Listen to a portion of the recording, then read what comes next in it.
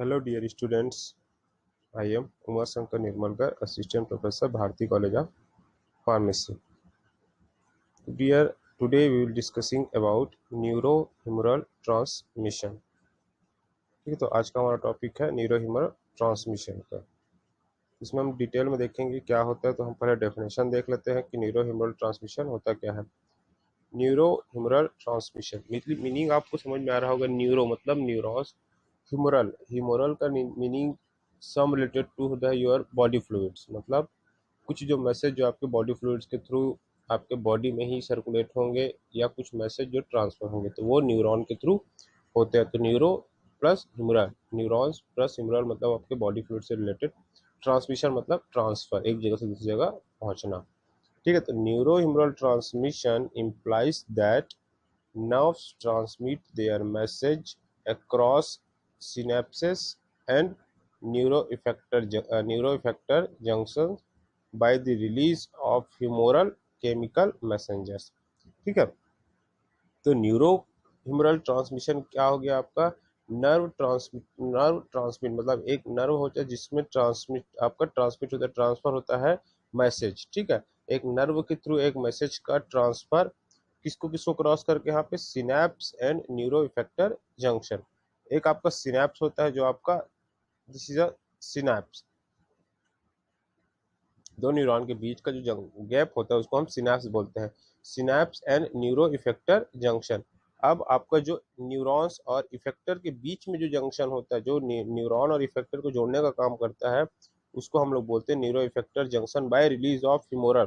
तो यहाँ पे न्यूरॉन्स मतलब न्यूरॉन हो गया, ह्यूमरल का मतलब यहाँ बोला गया केमिकल।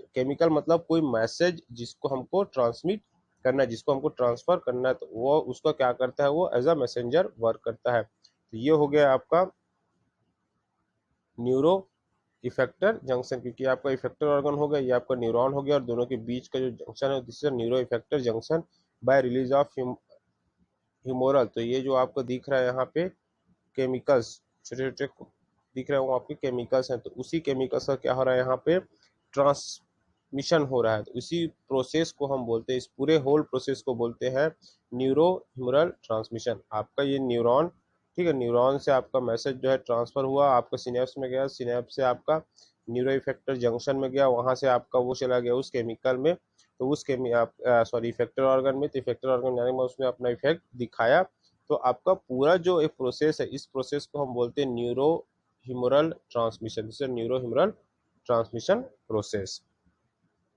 तो ये हुआ आपका डेफिनेशन। अब इसमें आपके कुछ कुछ स्टेप्स होते हैं जो आपके न्यूरो ह्यूमरल ट्रांसमिशन के प्रोसेस को आगे बढ़ाते हैं। तो कुछ कुछ स्टेप्स होते हैं। तो steps in neuro humoral transmission क्या क्या स्टेप्स है देखते जाएंगे।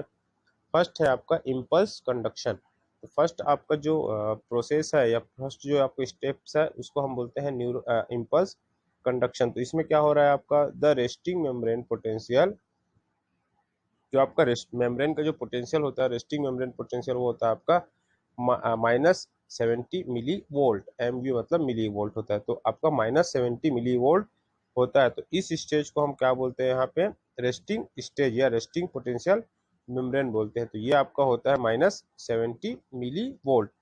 इज स्टेबलाइज्ड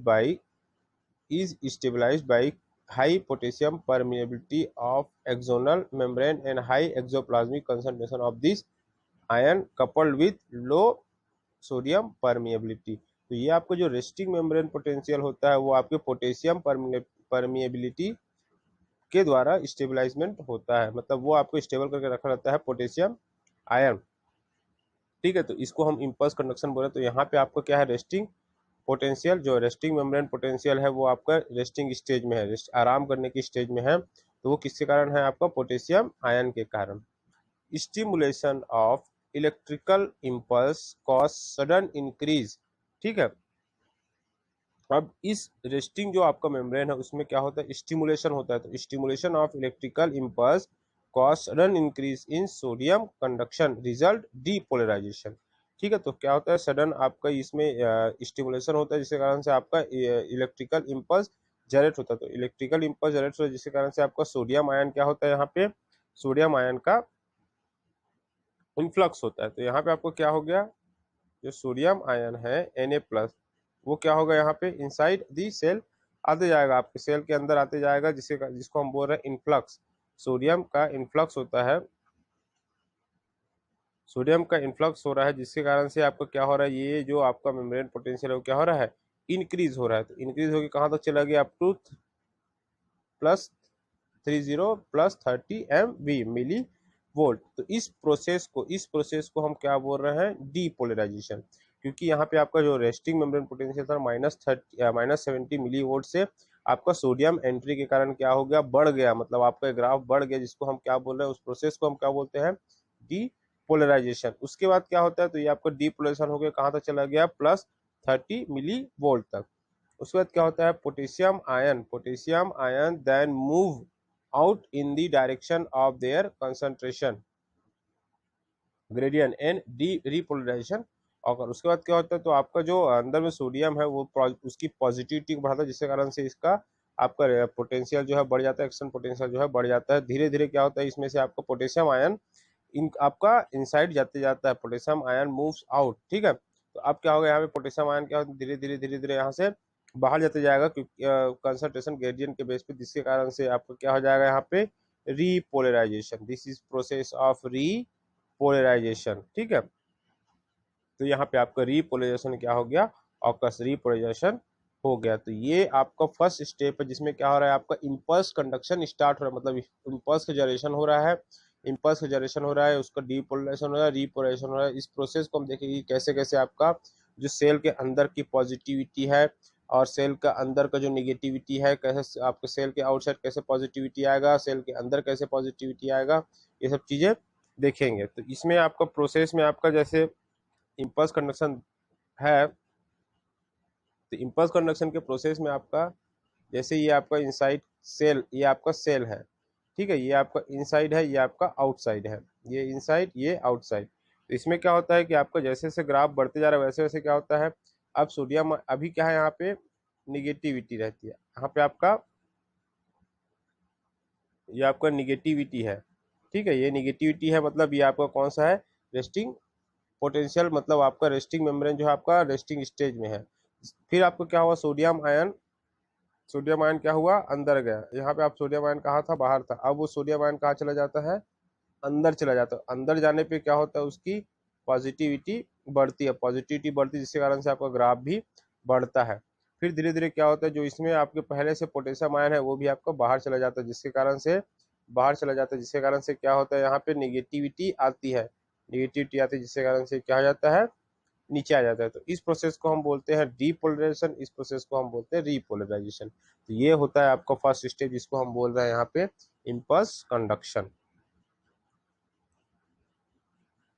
देन हम देखते हैं स्टेप 2। देन हम देखेंगे स्टेप 2 क्या है आपका, ट्रांसमीटर रिलीज। अब यहाँ पे इम्पल्स कंडक्शन हो गया, ट्रांसमीटर एक्शन पोटेंशियल जनरेट हो गया, अब यहाँ पे जो ट्रांसमीटर है वो रिलीज होगा। तो हम देखें ट्रांसमीटर क्या होता है। द ट्रांसमीटर ये आपका दो टाइप का होता है, एक्साइटेटरी और inhibitory. The transmitter excitatory inhibitory is stored in pre junctional nerve.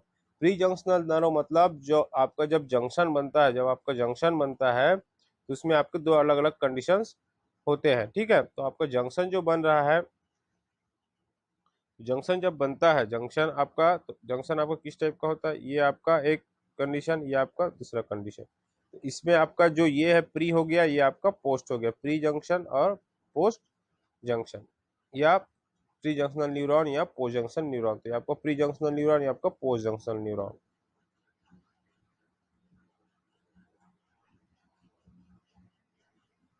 तो ये आपका, तो आपको जो न्यूरोट्रांसमीटर होता है दो कंडीशन में, दो टाइप्स के होते हैं, एक्साइटेटरी और इनहिबिटरी। इस store in pre junctional neuron. तो आपके प्री जंक्शनल न्यूरॉन यहाँ पे दिखाया गया है कि प्री जंक्शनल न्यूरॉन में ये स्टोर रहता है ending of the synaptic vesicle. यहाँ पे आपका एक वेसाइकल होता है, आपका एक छोटा छोटा वेसाइकल होता है, उसमें क्या होता है, वो स्टोर होता है, ठीक है। Nerve impulse promotes fusion of vesicle and axonal membrane. तो यहाँ पे फ्यूजन होता है। उसके बाद क्या होता है, यहाँ पे कैल्शियम एंट्री के बाद, कैल्शियम यहाँ एंट्री करता है, जिसके कारण क्या होता है, वो आपका जो जो आपका वेसिकल होता है वो आपका fluidize membrane content of vesicle and excluded exocytosis in the junctional cleft. तो आपका कैल्शियम के कारण क्या होता है, वो आके आपके मेम्ब्रेन के साथ अटैच होता है, मेम्ब्रेन के साथ अटैच हुआ, ये आपका मेम्ब्रेन के साथ अटैच हुआ, जिसके कारण से वहां पे आपको वो फ्लूइडाइज हो जाएगा, वो आपको फ्लूइडाइज हो जाएगा और वो धीरे धीरे क्या हो जाएगा, ओपन हो जाएगा और वो रिलीज हो जाएगा कहाँ पे, जंक्शनल क्लेफ्ट में, by the process of exocytosis. Exo मतलब बाहर, साइटोसिस मतलब टूट के बाहर जाना। This is the exocytosis process, जिसमें आपके जो न्यूरो हैं, जिसको हम यहाँ पे बोल रहे हैं ट्रांसमीटर, ट्रांसमीटर क्या हो जाएगा आपके जो जंक्शनल क्लेफ्ट है या जो आपका सिनेप्स है उसमें क्या हो जाएगा, यहाँ पे रिलीज हो गया, यहाँ पे आपका रिलीज हो गया, उसी रिलीज प्रोसेस को हम क्या बोल रहे हैं यहाँ पे, न्यूरो रिलीज। तो यहाँ पे जो आपके प्री जंक्शनल न्यूरॉन में जो वसाइकल में न्यूरो मतलब केमिकल्स जो स्टोर थे, अब उसमें हम केमिकल्स का मतलब यहाँ पे ये समझ लीजिए आपका एक्साइटेटरी और इनहिबिटरी। तो केमिकल्स कई टाइप से हो सकते हैं, जैसे आपका एस्टाइल कोलिन हो गया, एड्रेनालिन हो गया, डोपामिन हो गया, ये सब का है केमिकल्स है, मैसेंजर्स हैं जो वेसाइकल में स्टोर हुए। वेसाइकल में स्टोर होने के बाद कैल्शियम के कारण वो जो आपका मेम्ब्रेन है, जो आपका एंडिंग ऑफ मेम्ब्रेन है, वहां जाके क्या हो जाएगा, चिपक जाता है, अधेयर हो जाता है, उसके बाद वो फ्लूइडाइज होता है और वो ब्रेक होता है। ब्रेक इस प्रोसेस को हम एक्सोसाइटोसिस बोलते हैं। उसके थ्रू वो केमिकल क्या हो जाएगा आपके सिनेप्टिक क्लेफ्ट या जंक्शनल क्लेफ्ट में आ जाता है। तो ये होता है आपका स्टेप 2। आपके क्लेफ्ट, आप जंक्शनल क्लेफ्ट में आ गया। अब जंक्शनल क्लेफ्ट में आने के बाद वो क्या करता है, तो ये आपका थर्ड स्टेप होता है, जिसको हम बोलते हैं transmitter action on post junctional membrane. अब आपका जो केमिकल था वो आपका जंक्शनल क्लेफ्ट में, जो जंक्शन आपको दोनों जंक्शन के बीच में जो स्पेस था उसमें आ गया। अब वो एक्शन शो करेगा कहाँ पे, पोस्ट जंक्शनल न्यूरॉन पे। जो पोस्ट जंक्शनल न्यूरॉन है उसमें एक्ट करेगा। तो वो आपके दो टाइप के एक्ट करता है, ट्रांसमीटर आर टू टाइप, ये हमने अभी देखा भी। एक्साइटेटरी पोस्ट सिनेप्टिक, तो आपका एक्साइटेटरी न्यूरॉन जो है वो आपका जो पोस्ट सिनेप्ट में या पोस्ट जंक्शनल न्यूरॉन में जो इफेक्ट करेगा उसको हम क्या बोल रहे हैं, excitatory post synaptic potential. This is a EPSP, excitatory postsynaptic potential. Increase in permeability to all caution sodium and potassium ion, sodium and calcium ion influx. Influx मतलब अंदर जाना। Cause depolarisation, increase. अब यहाँ पे जो आपका ये मेम्ब्रेन है उसकी परमिबिलिटी क्या हो जाती है, इंक्रीज हो जाती है। किसके लिए, कैटायंस के लिए, सोडियम और कैल्शियम जो आयंस है, सोडियम और calcium ions, this is a cation, उसका इनफ्लक्स की जो परमिबिलिटी होती है वो क्या हो जाती है, इंक्रीज हो जाती है, जिसके कारण से आपको क्या होता है, यहाँ पे डीपोलराइजेशन होता है। फॉलोड बाई कैल्शियम इफ्लक्स, और यहाँ पे आपको कैल्शियम जो है बाहर चला जाएगा। This ionic movement is passive as the flow down the concentration gradient. तो क्या होता है, यहाँ पे आपका जो आयंस है वो आपके बाहर चले जाते हैं, जिसके कारण से सडनली आपका नीचे आ जाता है, जिस प्रोसेस को हम बोलते हैं रीपोलराइजेशन। ठीक है, क्योंकि यहाँ पे कंसंट्रेशन ग्रेडियंट के बेस पे वर्क होता है। तो ये आपका डीपोलराइजेशन का प्रोसेस है, जिसको हम क्या बोल रहे हैं यहाँ पे, एक्साइटेटरी। एक्साइटेटरी मतलब हमेशा एक्साइटेशन होना, बढ़ना, this is a excitatory process. दूसरा होता है आपका inhibitory post synaptic potential, this is IPSP। Increase in permeability to smaller ions, that is potassium and chlorine, so that potassium moves out and chloride moves in, resulting in hyperpolarisation. अब यहाँ पे जो आपका inhibitory action, अब inhibitory action की बात करेंगे तो यहाँ पे हम रेस्टिंग से नीचे की बात कर रहे हैं। ठीक है, तो इनहिबिटरी एक्शन मतलब वहां पे इनहिबिशन का काम हो रहा है, रोकने का काम हो रहा है। तो वहां पे जो परमिएबिलिटी होता है, जो मेम्ब्रेन की परमिएबिलिटी होती है वो इंक्रीज हो जाती है for potassium ion and chloride ion. ठीक है, पोटेशियम आयन और क्लोराइड आयन के लिए। तो पोटेशियम आयन क्या होता है आपका, बाहर जाता है, और क्लोराइड आयन अंदर जाता है। तो पोटेशियम बाहर गया मतलब पॉजिटिविटी बाहर गई, और क्लोराइड अंदर गया मतलब निगेटिविटी अंदर गई, जिसके कारण से जो आपको ग्राफ है वो और नीचे चला जाता है। मतलब जो रेस्टिंग मेम्ब्रेन पोटेंशियल होता है -70 मिली वोल्ट, उससे भी नीचे चला जाता है, और उस कंडीशन को हम बोलते हैं यहाँ पे हाइपर पोलराइजेशन। तो इसी प्रोसेस को हम बोल रहे हैं। तो एक में आपका क्या हो रहा है, बढ़ रहा है, तो बढ़ रहा है उसको हम बोलते हैं एक्साइटेटरी, और कम हो रहा है उसको हम इनहिबिटरी एक्शन बोलते हैं। ये आपका डीपोलराइजेशन, ये आपका हाइपर पोलराइजेशन। ठीक है, तो जब डीपोलराइजेशन होता है तो उसको हम बोलते हैं एक्साइटेटरी इफेक्ट और जो आपका हाइपर पोलराइजेशन होता है तो हम उसको बोलते हैं इनहिबिटरी इफेक्ट। तो ये हो गया आपका स्टेप थर्ड। मतलब आपका जो पोस्ट जंक्शनल न्यूरॉन, मतलब आप एक्साइटेटरी और इनहिबिटरी का मतलब यहाँ समझ रहे होंगे कि अगर हमको किसी इफेक्टर ऑर्गन पे अपना इफेक्ट देना है तो हम कौन सा इफेक्ट देंगे, वो डिपेंड करता है आपके उस न्यूरॉन्स पे या न्यूरोट्रांसमीटर के। हमको वहां पे एक्साइटेटरी रिएक्शन देना है या इनहिबिटरी रिएक्शन देना, मतलब किसी चीज को बढ़ाना है या किसी चीज को घटाना है, ये चीज आपका डिपेंड करता है उस केमिकल पे, उस न्यूरोट्रांसमीटर पे जो रिलीज हो रहा है आपके पोस्ट जंक्शनल न्यूरॉन पे। फिर वो आपका क्लेफ्ट में, उसके बाद वो जो इफेक्ट दे रहा है आपके पोस्ट जंक्शनल न्यूरॉन्स पे, तो वो डिपेंड करता है आपका कि वो कौन सा केमिकल है, उसके हिसाब से आपका क्या होता है एक्साइटेटरी और इनहिबिटरी एक्शन आपको मिलता है। देन हम बात करेंगे next step. This is a step number of fourth, post junctional activity. अब वो क्या हो गया, आपका बाइंड हो गया एक्साइटेटरी और इनहिबिटरी एक्शन के अकॉर्डिंग बाइंड हो गया। अब उसका इफेक्ट क्या होगा, उसकी एक्टिविटी क्या होगी, तो पोस्ट जंक्शनल एक्टिविटी। तो EPSP excitatory post synaptic potential generate a propagated post junctional action potential which result in nerve impulse contraction in muscle और सिक्रीशन इन ग्लैंड। तो अगर हम यहाँ पे बात करेंगे पोस्ट जंक्शनल एक्टिविटी, मतलब यहाँ पे आपका जो केमिकल है वो बाइंड हो गया पोस्ट जंक्शनल एक्टिविटी में और वहाँ दो तरीके से एक्शन देता है। तो हम अगर फर्स्ट एक्शन की बात करेंगे एक्साइटेटरी की, तो एक्साइटेटरी एक्शन में क्या हो जाएगा, वो आप पोस्ट जंक्शन के साथ बाइंड होगा, फिर वो एक्शन जो देगा, तो अगर एक्शन देगा तो क्या होगा, कॉन्ट्रैक्शन, मसल में कॉन्ट्रैक्शन होगा। मसल में कॉन्ट्रैक्शन होगा मतलब मसल आपका संकुचित होगा, मतलब जब भी आप एक्सरसाइज करते हो तो आपका मसल जो है कॉन्ट्रैक्ट होते हैं, तो वो आपका प्रोसेस होगा। दूसरा आपका सिक्रीशन होगा इन ग्लैंड्स में जो आपके हार्मोन की सिक्रीशन होते हैं वो भी प्रोसेस होगा। तो वो प्रोसेस होता है आपका एक्साइटेटरी का, मतलब किसी चीज को एक्साइट करना है, किसी चीज को स्टिमुलेट करना है, बढ़ाने के लिए जो आपका न्यूरॉन रिलीज हो रहा है या केमिकल रिलीज हो रहा है, तो उसको हम बोलते हैं एक्साइटेटरी हार्मोन एक्साइटेटरी न्यूरोट्रांसमीटर जो रिलीज होता है in the on the function of excitatory potential pre synaptic potential. ठीक है, उसके बाद होता है आपका IPSP inhibitory post synaptic potential. Inhibition आपका होता है तो stabilises the post junctional membrane and resist depolarising stimuli. ठीक है, तो जो आपका डीपोलराइजेशन का प्रोसेस कर रहा है उस प्रोसेस को क्या करता है, ये उसको क्या करता है, वो रेजिस्ट करने का काम करता है। मतलब किसी प्रोसेस को हमको रोकना है तो हम उसके लिए जो केमिकल यूज करेंगे, तो वो आपका केमिकल वर्क किसके बेस पे करेगा, आपका ये वर्क करता है आपके इनहिबिटरी पोस्ट सिनेप्टिक पोटेंशियल के बेस पे आपको वर्क करता है और उस प्रोसेस को क्या करता है, इनहिबिट कर देता है। ठीक है, तो वो आपका होता है इनहिबिशन का प्रोसेस। तो ये आपके दो कंडीशन होते हैं जब आपका पोस्ट जंक्शनल, मतलब जो आपका एक्टिविटी मिलता है वो दो चीजों पे डिपेंड करता है, एक आपका एक्साइटेशन, दूसरा आपका इनहिबिशन। ठीक है, तो ये आपका हो गया स्टेप 5। स्टेप 6 देखते हैं। तो स्टेप 6 में क्या हो रहा है यहाँ पे, टर्मिनेशन ऑफ ट्रांसमीटर एक्शन। तो यहाँ पे क्या हो रहा है, टर्मिनेशन हो रहा है, मतलब कोई भी ट्रांसमिशन का क्या हो रहा है, टर्मिनेशन हो रहा है, मतलब उसको रोकने का काम हो रहा है। तो रोकने का काम हो रहा है तो वो आपको कैसे हो रहा है, following it's combination with the receptor the transmitter is either degraded locally, example acetylcholine, or is taken back into the pre-junctional neuron by active uptake of diffuse away, example Na का मतलब होता है नॉर एड्रिनलिन या norepinephrine, और दूसरा होता है आपका गाबा अम्यूनिक ब्यूटारिक एसिड। ठीक है, तो ये आपका टर्मिनेशन। अब यहाँ पे क्या हो रहा है, रोकने का काम हो रहा है, मतलब क्या प्रोसेस आपका जब तक इफेक्ट केमिकल है तब तक आपका इफेक्ट होते रहेगा, फिर उसका आपका रुक जाएगा। तो टर्मिनेशन का मतलब होता है रोकना।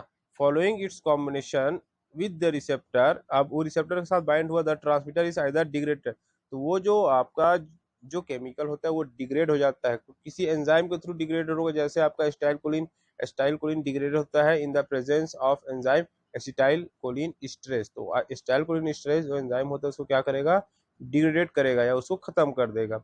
और is taken back to into pre junctional neuron, या तो उसको क्या किया जाता है, रिटर्न कर लिया जाता है, तो उस प्रोसेस को हम बोलते हैं यहाँ पे taken back into the pre junctional neuron. जो प्री जंक्शनल न्यूरॉन होते हैं वो क्या कर लेता है, उसको बैक ले लेता है, मतलब रिवर्स ले लेता है प्री जंक्शनल न्यूरॉन में, और वे साइकिल में फिर से फुलफिल कर देता है। ठीक है, तो बाय एक्टिव अपटेक, तो यहाँ पे एक्टिव अपटेक बाय और डिफ्यूज अवे, तो यहाँ पे दो प्रोसेस होता है, या तो आपका एक्टिव अपटेक होगा या डिफ्यूज प्रोसेस होता है। जैसे आपका एग्जांपल नॉरएड्रेनालिन या गाबा।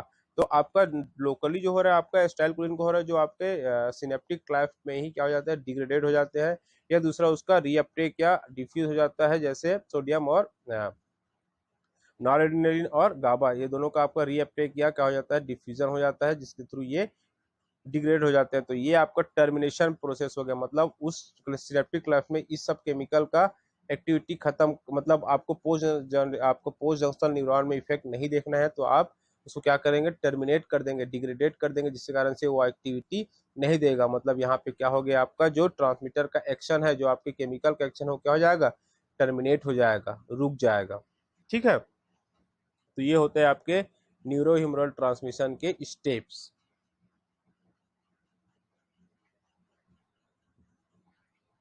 देन हम बात करते हैं ट्रांसमिशन। तो ट्रांसमिशन जो होता है उसको टर्मिनेट करने के लिए क्या क्या मैकेनिज्म हो सकते हैं।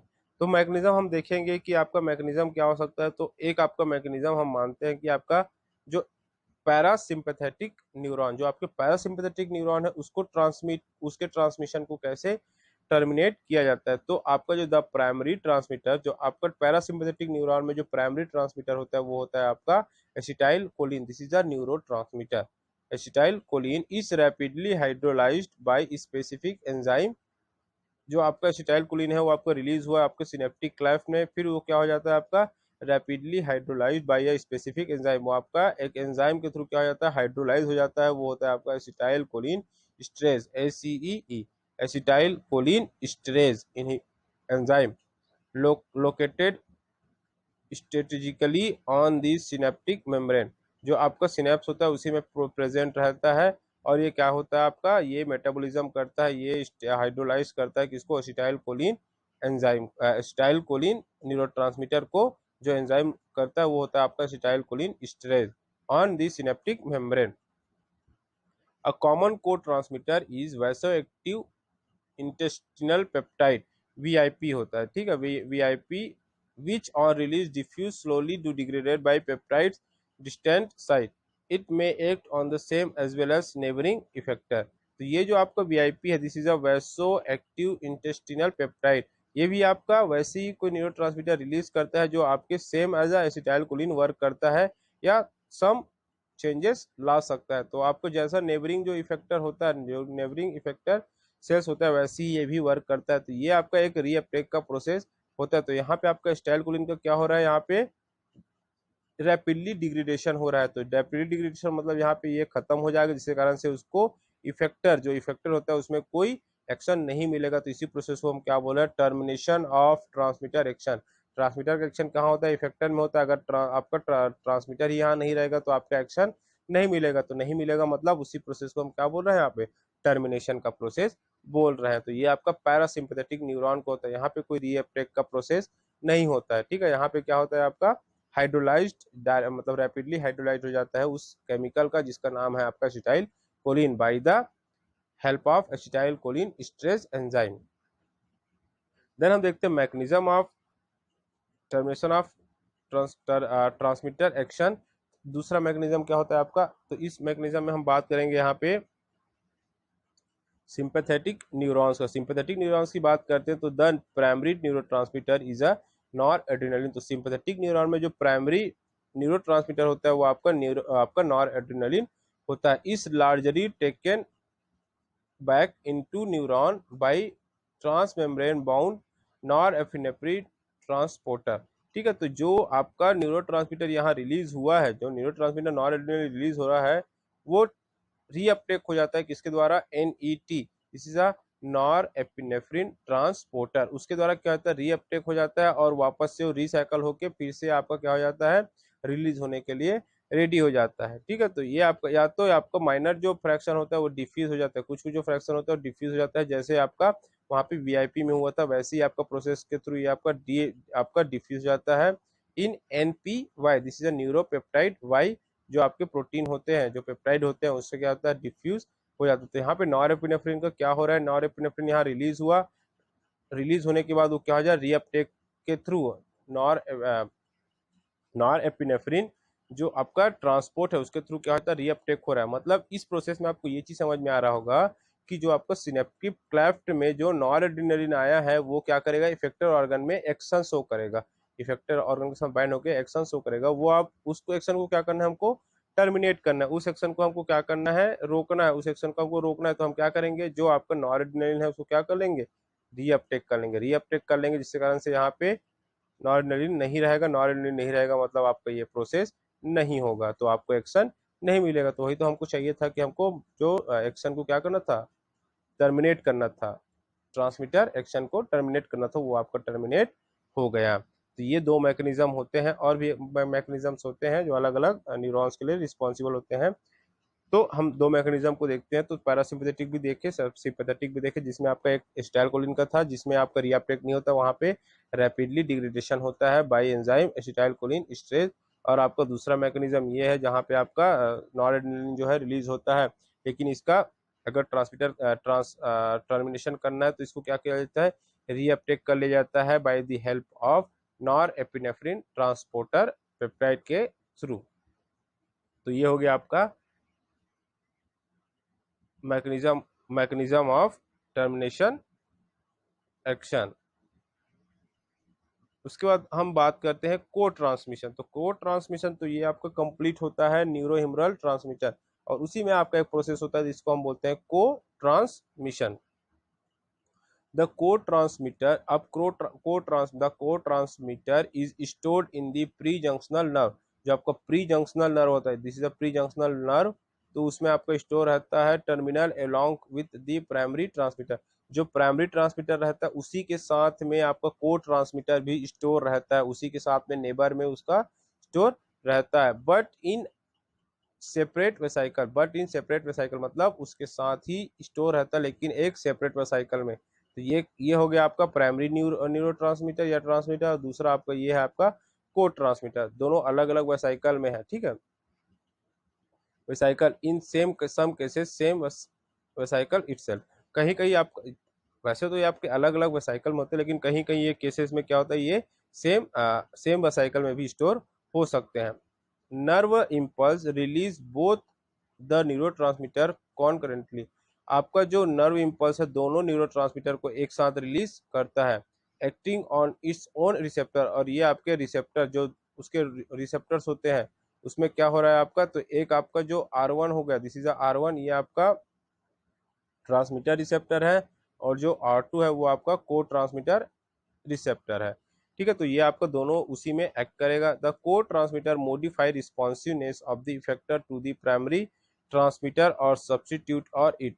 तो जो आपका को ट्रांसमीटर होता है वो हो सकता है जो आपका इफेक्टर, जो मेन इफेक्टर है उसके इफेक्ट को क्या कर दे, उसके रिस्पॉन्स को क्या कर दे, मॉडिफाई कर दे, या उसको क्या कर दे, रिप्लेस कर दे, या उसको क्या कर दे, सब्सटीट्यूट कर दे, उसको चेंज कर दे। तो ये आपका दोनों का वर्क करता है। जो प्राइमरी ट्रांसमीटर का इफेक्ट है उसको रिस्पॉन्स, जो रिस्पॉन्स है या जो इसका इफेक्ट है उसको क्या कर दे, मॉडिफाई कर दे, या उसको सब्सटीट्यूट भी कर सकता है। तो कोड ट्रांसमीटर में also act on pre junctional receptor and modulate release of the neurotransmitter. उसके बाद जो आपका कोड ट्रांसमीटर होता है वो आपका प्री जंक्शनल न्यूरॉन में भी एक्ट करता है, और साथ में क्या करता है, वो जो आपका न्यूरोट्रांसमीटर है प्राइमरी न्यूरोट्रांसमीटर उसको मॉड्यूलेट करने का काम करता है, मतलब उसके रिलीज को क्या करता है, बढ़ाने का काम भी करता है। तो इस प्रोसेस को बोलते हैं हम को ट्रांसमिशन, ठीक है। तो ये आपका कंप्लीट होता है न्यूरो ह्यूमरल ट्रांसमिशन। इसके रेफरेंस है, एंड थैंक यू।